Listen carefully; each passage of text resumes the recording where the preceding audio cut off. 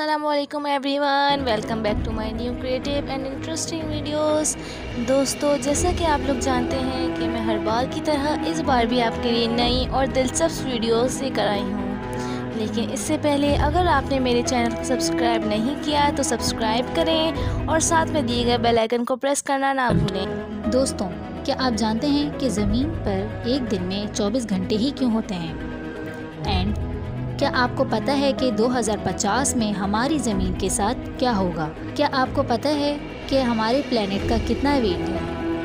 तो आज की इस वीडियो में मैं आपको प्लेनेट अर्थ के अमेजिंग फैक्ट्स बताऊंगी जो आपने आज से पहले कभी नहीं सुने होंगे। दोस्तों, हम बचपन से ही सुनते आ रहे हैं कि दरख्त हमारी ज़मीन का सबसे इम्पोर्टेंट एंड नेसेसरी पार्ट है।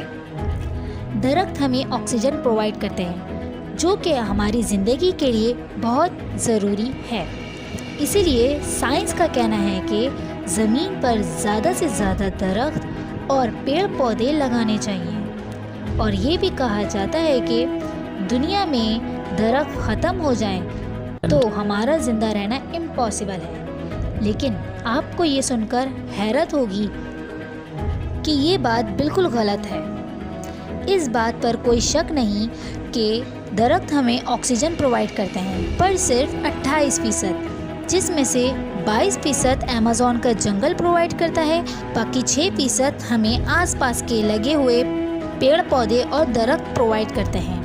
बाकी 72% ऑक्सीजन हमें समुंदर से मिलती है। इसका मतलब ये है कि दुनिया का 1/3 ऑक्सीजन हमें समुंदर प्रोवाइड करता है। It's unbelievable.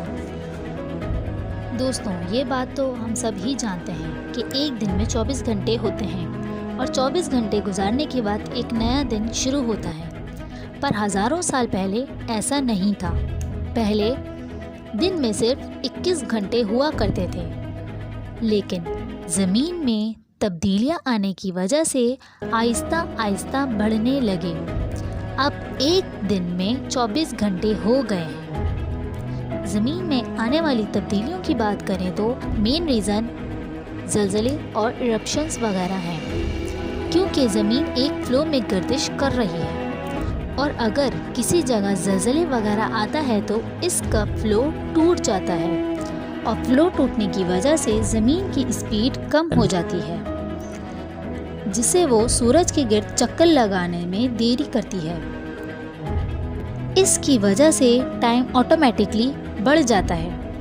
हर साल ज़मीन की स्पीड 1.8 मिलीसेकंड कम हो जाती है और रिसर्चर्स का कहना है कि एक दिन ऐसा आएगा कि ज़मीन गर्दिश करना बंद कर देगी और ये वही वक्त होगा जब सूरज मगरिब से तुलू होगा। अगर सूरज की बात की जाए तो हम रोज़ाना सूरज देखते हैं। देखने में तो ये बहुत छोटा लगता है, लेकिन हम सब ये जानते हैं कि सूरज ज़मीन से बहुत फासले पर है, तभी इसका साइज़ बहुत छोटा लगता है। और हकीकत बात यह है कि सूरज ज़मीन से बहुत बड़ा है। क्या आपको पता है सूरज ज़मीन से कितना बड़ा है और ज़मीन से कितने फासले पर है? वेल, साइंटिस्ट के मुताबिक सूरज का डायमीटर ज़मीन के डायमीटर से 109% बड़ा है। आप बिलीव नहीं करेंगे कि ये इतना लार्ज है कि हमारे ज़मीन जैसे 13 लाख प्लैनेट इसमें समा जाए। इसके अलावा ज़मीन से सूरज का डिस्टेंस की बात की जाए तो सूरज हमारी ज़मीन से ऑलमोस्ट 150 मिलियन किलोमीटर दूर है। और शॉकिंग न्यूज़ ये है कि अगर एक दिन भी सूरज ना निकले तो ज़मीन की हर चीज़ फ्रीज होना शुरू हो जाएगी और कोई भी जिंदा नहीं रह पाएगा। ये भी अल्लाह ताला की सबसे बड़ी नेमतों में से एक है। दोस्तों, हम में से आधे से ज़्यादा लोग ये बात जानते हैं कि हमारा प्लेनेट 70% पानी और 30% लैंड पर मुश्तमिल है। अगर लैंड की बात की जाए तो हमें शुरू से ये पता है कि हमारे पूरा प्लेनेट 7 बर्रे-आज़मों पे मुश्तमिल है, पर ऐसा नहीं था। हज़ारों साल पहले हमारा प्लेनेट 2 हिस्सों पे मुश्तमिल था, एक ज़मीन का बहुत बड़ा टुकड़ा और दूसरा पानी। और ज़मीन के इस बड़े टुकड़े को पैंजिया का नाम दे दिया गया। ज़मीन में आने वाली तब्दीलियों की वजह से ये हिस्सा कई मुख्तलिफ हिस्सों में तब्दील हो गया, वरना इससे पहले ना कोई आइसलैंड था और ना ही कोई कॉन्टिनेंट। यमन के साइंटिस्ट का ये कहना है कि कई हज़ारों साल बाद ये दोबारा पैंजिया में मुश्तमिल हो जाएगा। दोस्तों, अगर समुंदर की बात की जाए तो हमारे प्लेनेट का आधे से ज़्यादा हिस्सा समुंदर पर मौजूद है और ज़मीन बहुत थोड़ी सी है जिस पर हम लोग रहते हैं। आप लोग जानते हैं कि ज़मीन के नीचे भी कम्प्लीटली पानी मौजूद है। साइंटिस्ट का कहना है कि अगर ज़मीन की खुदाई की जाए तो उसके नीचे भी पानी के अलावा कुछ नहीं मिलेगा। और शॉकिंग न्यूज़ ये है कि साइंटिस्ट ने समुंदर के अंदर एक समुंदर दरियाफ्त किया है। इनके मुताबिक ये समुंदर की तह से 660 बाद ये दोबारा पैंजिया में मुश्तमिल हो जाएगा। दोस्तों, अगर समुंदर की बात की जाए तो हमारे प्लेनेट का आधे से ज़्यादा हिस्सा समुंदर पर मौजूद है और ज़मीन बहुत थोड़ी सी है जिस पर हम लोग रहते हैं। आप लोग जानते हैं कि ज़मीन के नीचे भी कम्प्लीटली पानी मौजूद है। साइंटिस्ट का कहना है कि अगर ज़मीन की खुदाई की जाए तो उसके नीचे भी पानी के अलावा कुछ नहीं मिलेगा। और शॉकिंग न्यूज़ ये है कि साइंटिस्ट ने समुंदर के अंदर एक समुंदर दरियाफ्त किया है।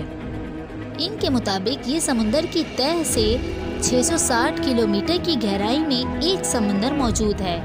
ये समुंदर इस समुंदर से 3 गुना बड़ा है। असल में इन दोनों समुंदरों के दरमियान में ज़मीन की एक लेयर मौजूद है जिसने इन दोनों को अलग करके रखा हुआ है।